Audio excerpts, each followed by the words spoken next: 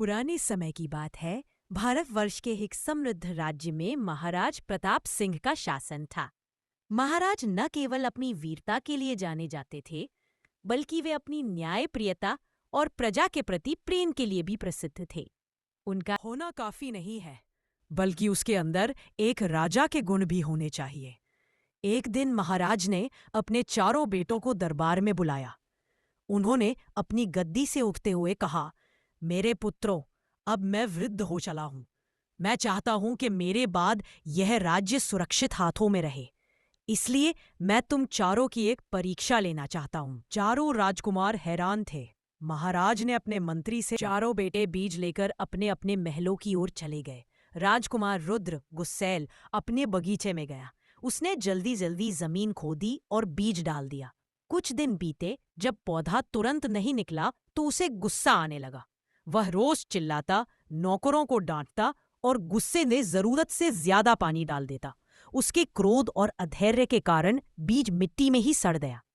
राजकुमार भीम घमंडी ने सोचा, मैं तो इतना शक्तिशाली हूं, मेरा बीज तो सबसे मजबूत पेड़ बनेगा। उसने एक बड़ा गड्ढा से पहले उस बीज को समझा। उसने माली से सलाह ली कि इस बीज के लिए कैसी मिट्टी चाहिए। उसने प्यार से बीज बोया।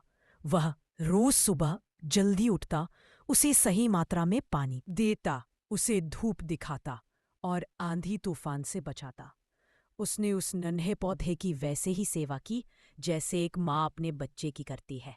धीरे धीरे उसकी मेहनत रंग लाई और एक छोटा सा सुंदर पौधा जमीन से बाहर निकल आया। फैसले का दिन 6 महीने बाद। 6 महीने बीत गए। महाराज ने दरबार सजाया और चारों राजकुमारों को बुलाया। सबसे पहले रुद्र आया। उसके हाथ में एक गमला था जिसमें सिर्फ गीली मिट्टी और एक सड़ा हुआ तना था। महाराज ने पूछा, पुत्र, तुम्हारा पेड़ कहाँ है?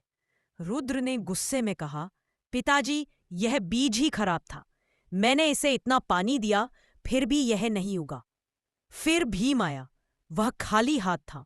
उसने अकड़ कर कहा, महाराज, एक राजा को पेड़ उगाने की क्या जरूरत? मैं अपनी ताकत से पड़ोसी राज्यों के पेड़ जीत सकता हूं। फिर नकुल आया, उबासी लेते हुए। उसके गमले में एक सूखी हुई लकड़ी थी। उसने कहा, पिताजी, पेड़ उगाना तो मालियों का काम है, राजकुमारों का नहीं। मैंने कोशिश की, पर यह सूखा ही रहा। अंत में सहदेव आया। उसके हाथों में एक गमला था जिसमें एक बेहद खूबसूरत हरा भरा पौधा लहलहा रहा था। उस पर छोटे छोटे फूल भी खिले थे। पूरे दरबार में उस पौधे की खुशबू फैल गई। महाराज की आंखों में चमक आ गई। उन्होंने पूछा, सहदेव, तुमने ये कैसे किया? सहदेव ने विनम्रता से सिर झुकाकर कहा, पिताजी, मैंने सिर्फ इसे समय, धैर्य और प्रेम दिया। मैंने इसकी रक्षा की और इसे बढ़ने का सही माहौल दिया। निष्कर्ष। महाराज मुस्कुराए और सिंह महाराज की आंखों में चमक आ गई। उन्होंने पूछा, सहदेव, तुमने ये कैसे किया?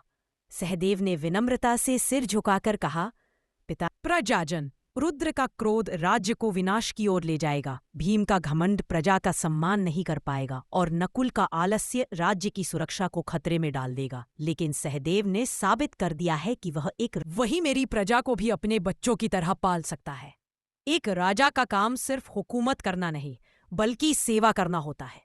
उसी दिन महाराज ने राजकुमार सहदेव को अपना उत्तराधिकारी घोषित कर दिया और पूरे राज्य में खुशी की लहर दौड़ गई। दोस्तों, इस कहानी से हमें यह सीख मिलती है कि क्रोध, घमंड और आलस्य इंसान की काबिलियत को नष्ट कर देते हैं।